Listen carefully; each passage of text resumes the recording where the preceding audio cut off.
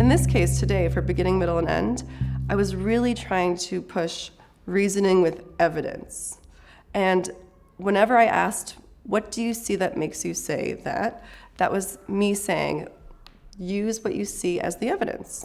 Just like we would pick out evidence in text, we were picking out details from the visual. And I also wanted to invite imagination. I realized that I shouldn't necessarily be giving the background for this piece in this learning experience, because I just wanted them to run free with it. Today we're going to be taking a look at this image. Now, just as we did yesterday, we're going to do 1 silent minute of close looking. As you look, I'm going to be asking you some guiding questions. What do you think these figures or characters might be doing? What do you think these figures might be feeling or thinking about?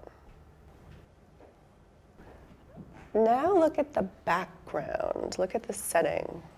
What do you see and notice? There's actually 4 people that are looking away, it's like looking somewhere, but we don't know where. Because you could see there's a guy, this one, and this one, and this one are looking over there, but we don't know what's over there. Maybe they're walking in the desert and the guy that looks like Santa, he's carrying like food, and the guy in the middle, he's carrying like water in a barrel. So you're already building a story. How dare you? I'm just kidding. You're way ahead. That's awesome. And the desert has like no stores around, like no like food or water around, so they have to bring that or they won't survive.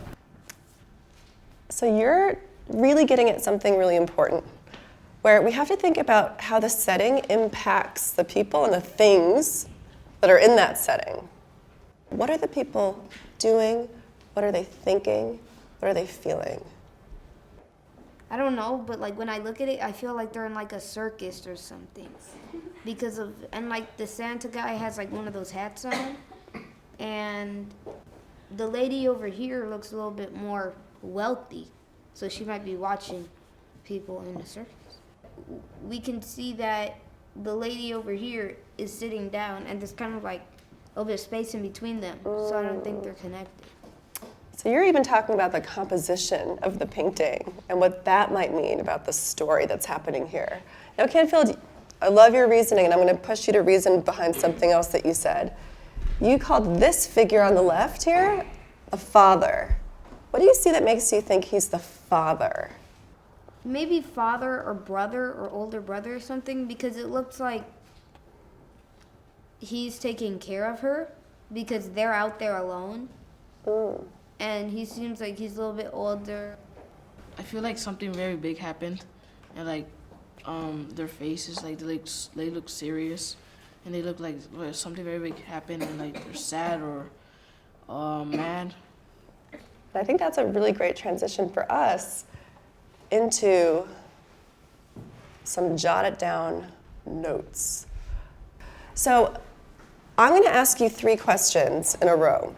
You might notice a pattern, okay? And as I ask the questions, I simply want you to jot down the beginnings of your thinking, okay? And it could be something that is built off of what we heard and shared together, or it can be something that you're thinking about now that hasn't been shared yet. Totally up to you. So the first question is, if this work of art were the beginning of a story, what might the beginning of the story be? And what might happen next? Jot down your first thoughts. Now, push your thinking to consider this. If this work of art were the middle of a story, what might have happened before? And what might be about to happen? And finally, if this work of art were the end of a story, what might the story be? Now find a good stopping point for yourself. So we've started building our stories, and now we're going to continue to build our stories, but just as we did with our conversation, how we can build off of things that we hear from peers. In your small groups, everybody's going to be responsible for this. sharing your own thinking, so make sure you speak up, listening to the thinking of others in your group, and listen with the intention of grabbing one of their ideas that you find especially important, interesting, or significant, or anything else. Just whatever it grabs you is perfect. Okay? I said the story began with an argument or conflict, which I said it because of how the expressions on her face was and how everyone was like not in a good mood. There's probably like plane crash, Yeah. and these people are stranded, but they don't know each other. Only these two, and I feel like these two are brothers. I feel like I said something similar because I said that maybe like they got kicked out of circus.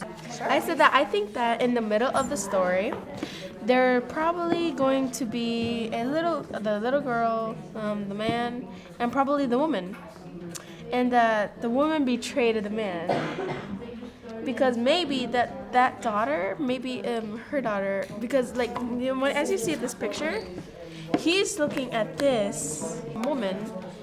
And he's looking at her angrily, like she betrayed him, and I feel like maybe she left their family. Maybe they're going to move a house because it's not house here.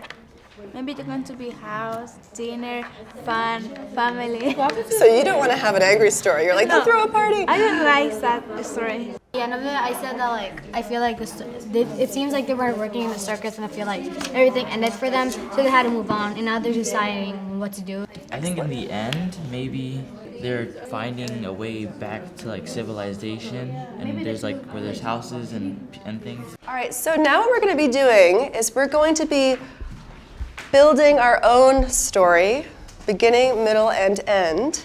And we're going to use everything we just shared and heard in our small groups to help inform that story. Okay? So just like before, you're not limited to what you heard or what you were already thinking about, but let yourself also add some new ideas, because you need to choose if you want to consider this image as the beginning of the story, as the middle of the story, or as the ending of your story. All right, so this is what's going to happen. We're going to be silently writing or drawing, right? So what you can do is you can flesh out with your written word the rest of the story that's missing on your row, or look at it almost like a graphic novel and use it as a storyboard and sketch it out. I will tell you that we're going to be asking for a few of you to be sharing out at the end. So make it your best work.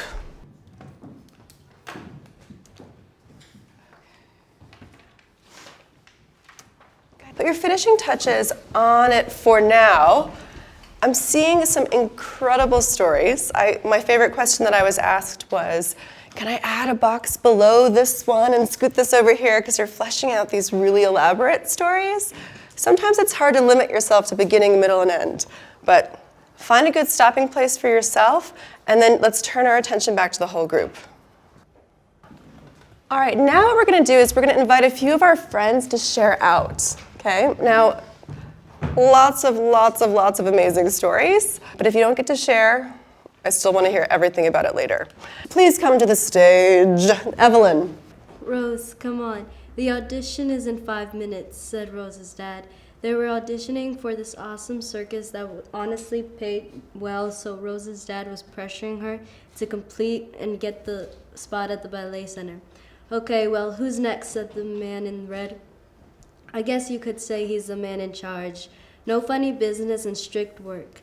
Rose went through and later heard that she got the spot. A few years later passed and Rose grew to love her job.